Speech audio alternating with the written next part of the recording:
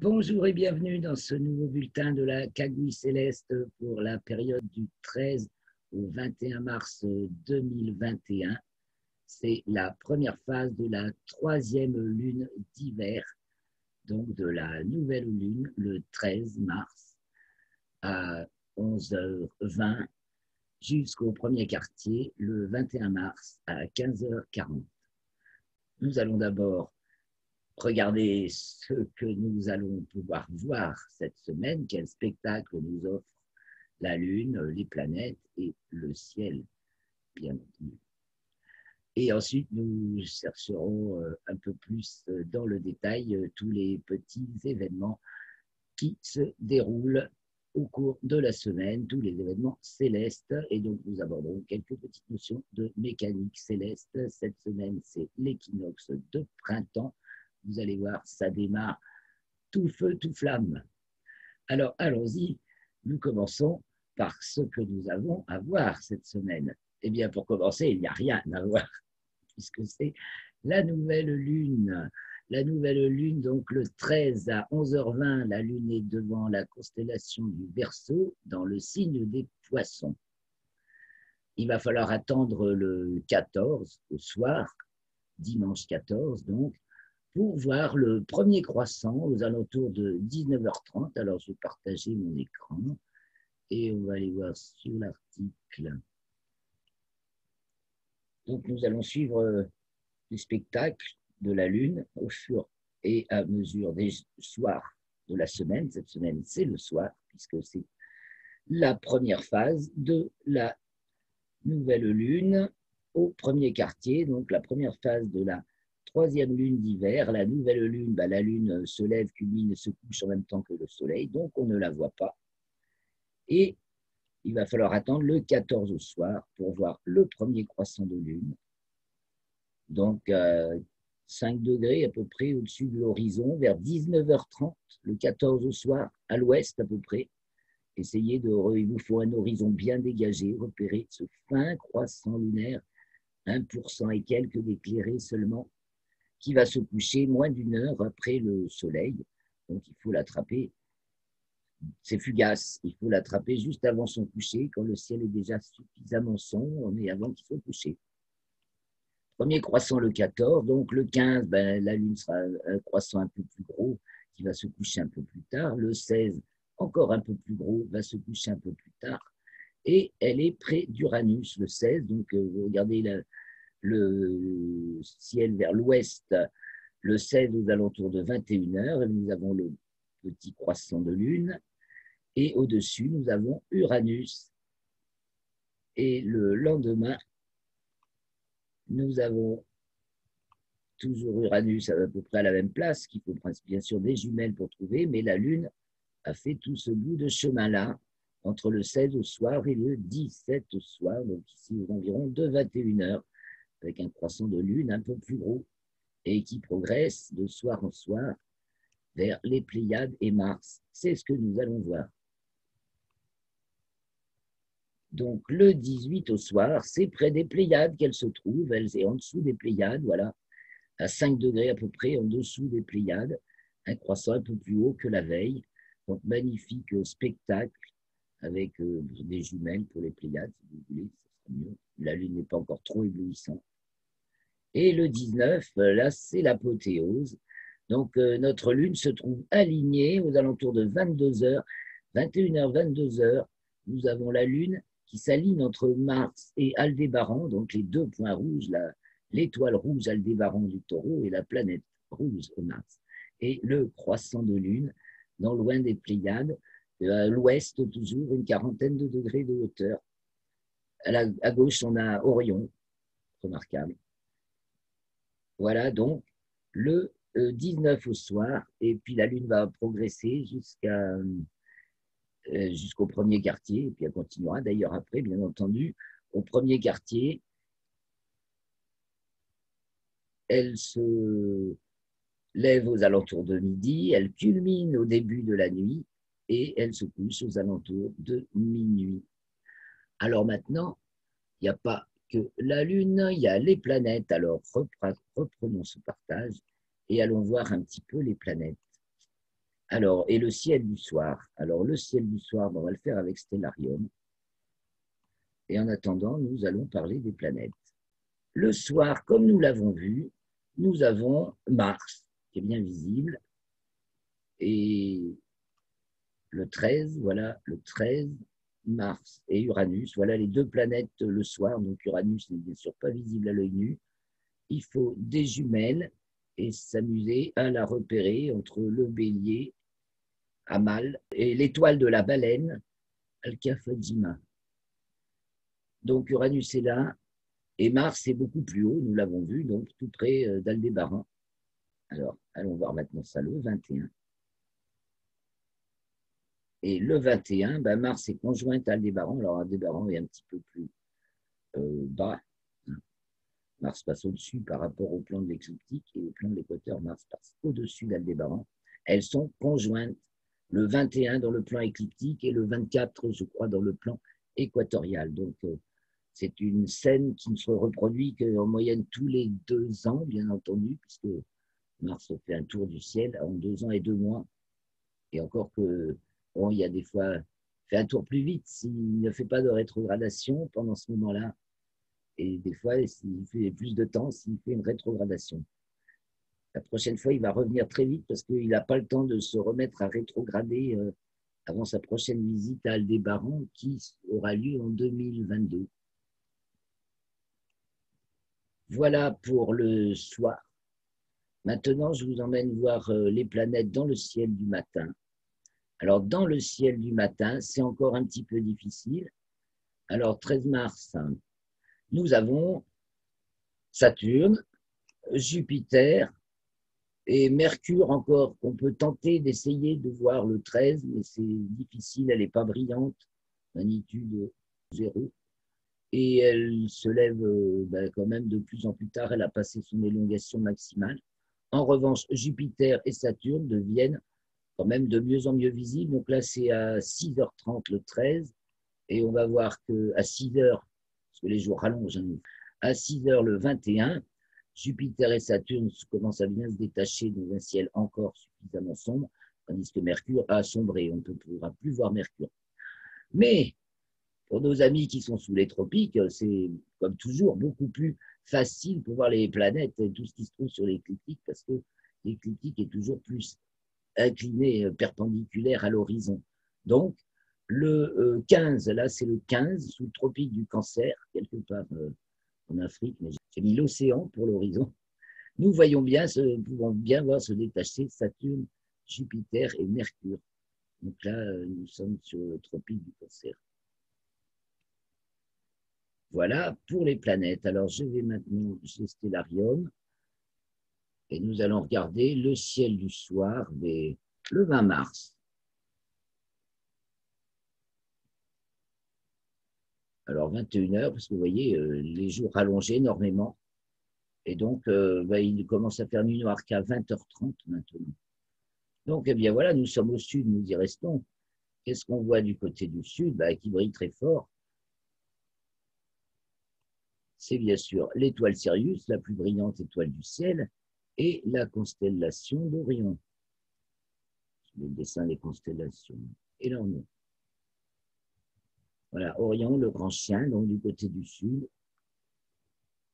Au-dessus.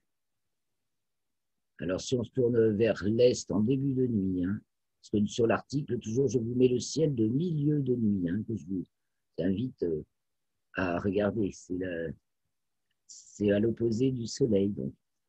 Tandis que là, c'est pour notre vision en début de nuit. Donc, nous avons le lion qui arrive, qui va bientôt culminer, qui arrive de l'est, donc bien sûr. Et puis, pratiquement à leur culmination, les Gémeaux, Castor et Pollux. Castor et Pollux. Procyon du petit chien, Sirius du grand chien. Et puis, les belles étoiles d'Orion, Rigel, donc les trois mages, Bételgeuse, la rouge, et puis Aldébaran, la rouge, et Mars, la planète rouge. Alors, en ce moment, c'est gâté. Et un premier quartier de lune. Nous nous tournons vers l'ouest. Et à l'ouest, eh bien, nous avons donc Mars et le taureau, enfin le taureau qui descend avec le cocher et Mars qui est devant. En avant, ça y va. Mars, c'est cette année que c'est comme ça. Les autres, les étoiles, c'est tous les ans, à la même heure, à la même saison, c'est les mêmes qui vont se coucher. On va revenir dans quelques milliers d'années pour que ça change. Si nous nous tournons vers le nord, ben, nous voyons qu'à leur culmination inférieure, nous avons Céphée. Je vais mettre, voilà, comme ça, on voit mieux où est le zénith. On voit que le lynx est au zénith, la constellation du lynx. On voit que la grande ours est très haut dans le ciel déjà en début de nuit et la première partie de nuit, elle va traverser le ciel comme ça, sur le dos, en planant sur le dos. Et en bas, nous avons Céphée et la tête du dragon qui sont au plus bas. Le dragon remonte et la petite casserole aussi, qui tourne inlassablement autour de l'étoile polaire. Voilà pour le nord.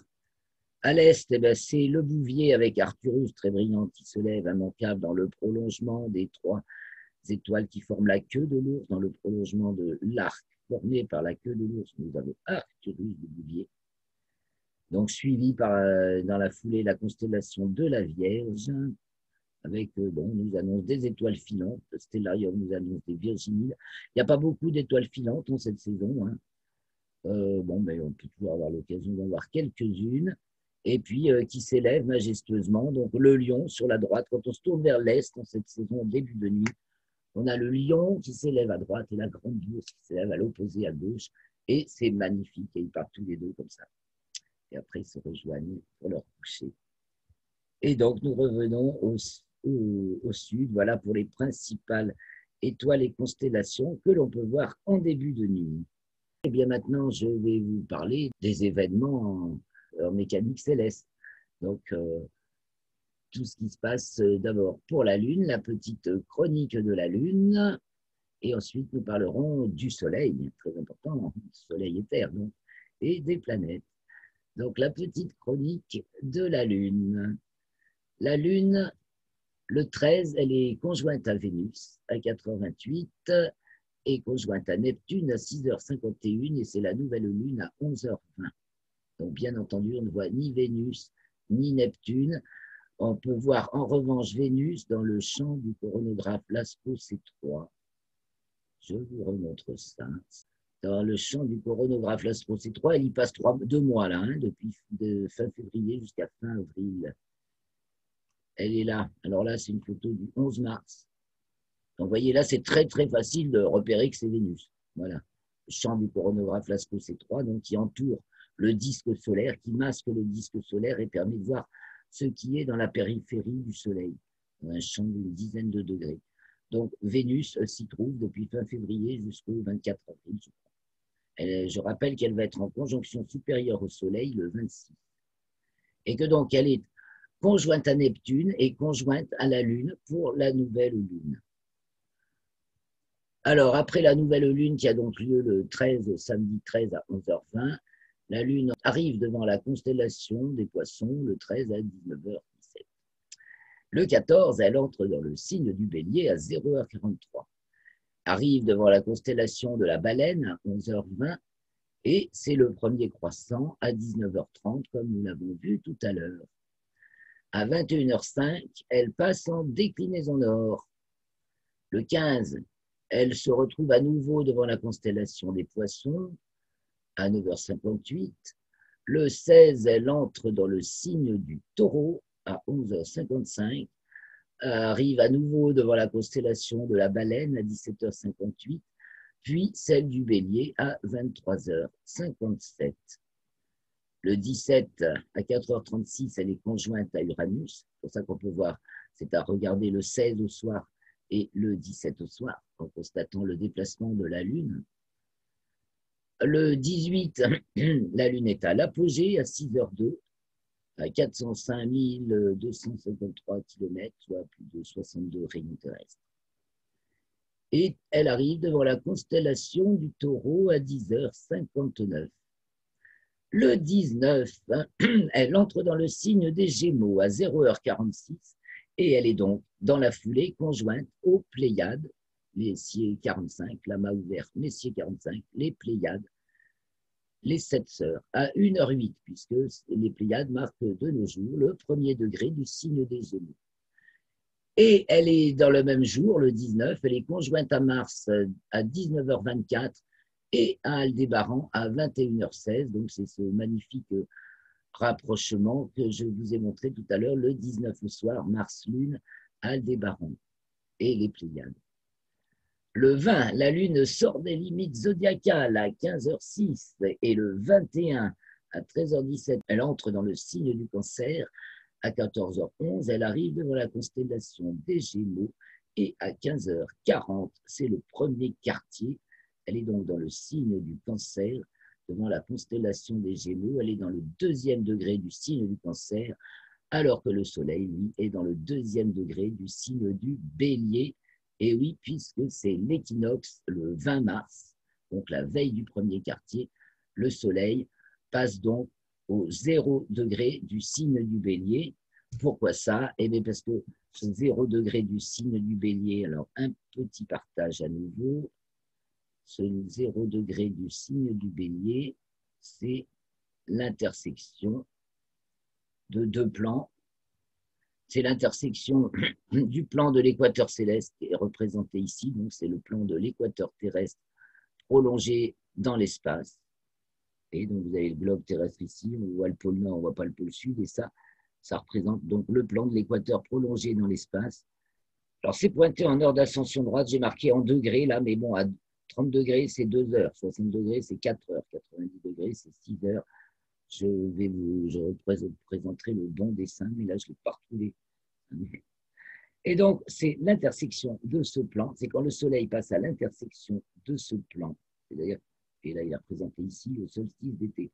Et bien c'est là, en ce moment, il est là, et c'est le point où sa course apparente croise le plan de l'équateur. Donc sa course apparente trace le plan de l'écliptique au vu de la Terre. Hein, le plan de l'écliptique, c'est le plan Terre-Soleil. Au vu de la Terre, ben, on a le parcours apparent du Soleil dans le ciel. C'est pour ça que je donne les étoiles à minuit dans l'article, parce que c'est l'opposé pile du parcours du Soleil. Donc, si vous voulez savoir devant quelles étoiles se trouve le Soleil en ce moment, ben, vous regardez, il y a 6 mois avant, 6 mois après. C'est là où se trouve le Soleil. Donc, je reprends.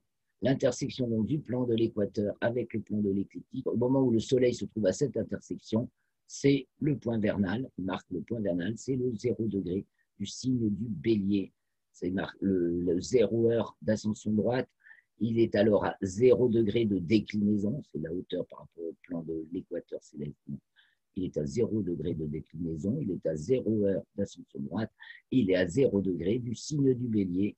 C'est le début d'un nouveau cycle, c'est le repère de l'année tropique. Donc, où on a comme repère le Soleil et la Terre. C'est notre repère initial.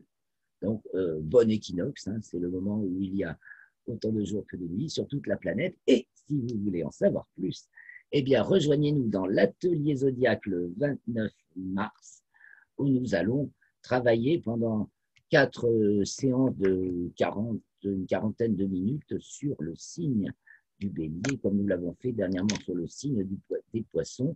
Donc, vous pouvez aller voir les vidéos de l'atelier qui s'est déjà déroulé, si ça peut vous donner idée et envie de nous rejoindre pour le suivant, que nous ferons encore beaucoup mieux, bien entendu. Voilà pour l'équinoxe.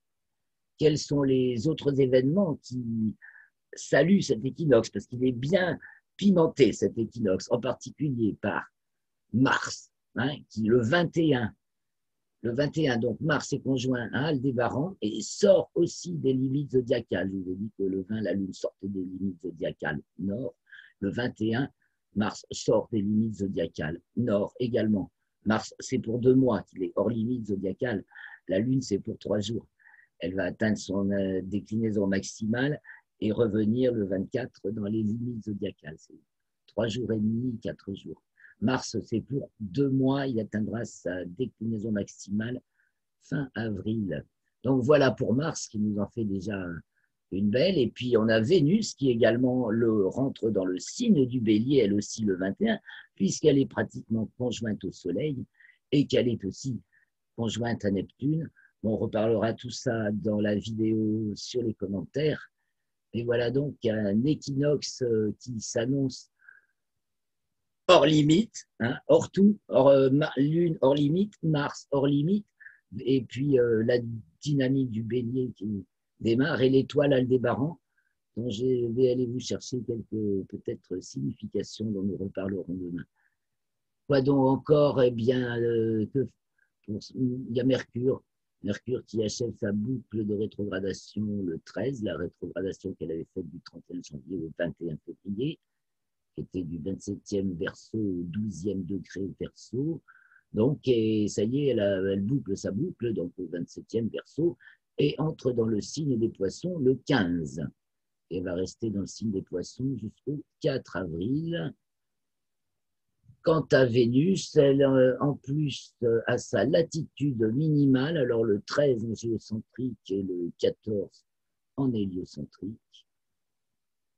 Et donc, elle est conjointe à Neptune le 14. Et donc, chargée de Neptune aussi. C'est le premier quartile, là, oui, c'est ça, le premier quartile. La Lune est accompagnée de Mars, de l'étoile Aldébaran, et le Soleil est chargé de Vénus et de Neptune. Et il ne reste plus grand-chose à vous dire de tout ce qui se passe là. Ben, c'est ce qu'il y a en héliocentrique. Donc, le 14, Mercure est à la Phélie. Vénus a sa latitude minimale héliocentrique, le 14 également. Elle est conjointe à Neptune en héliocentrique le 16. Et Mercure entre dans le signe du Capricorne en héliocentrique le 18 et jusqu'au 28 mars. Donc, il me reste à vous dire aussi peut-être que cette nouvelle lune est marquée par un petit détail qui sort de l'ordinaire. Le dernier croissant de la lunaison est visible en Nouvelle-Zélande et le 12, aux alentours de 20h TU. Et le premier croissant de cette lunaison donc, est visible en Nouvelle-Zélande également le 14 aux alentours de 0h TU. C'est rare que le dernier croissant et le premier croissant soient visibles au même endroit. Ça tombe vraiment, c'est un truc un peu exceptionnel. C'était la petite note pimentée en plus de la semaine qui risque d'être popo. Alors, on va se retrouver bientôt pour les commentaires astrologiques sur les thèmes de la période. J'espère que j'ai rien oublié. En tout cas, régalez-vous. Dès que le ciel se dégage, contemplez-le. C'est ce qui peut nous apporter le plus de sagesse. Voilà, je vous embrasse et à bientôt.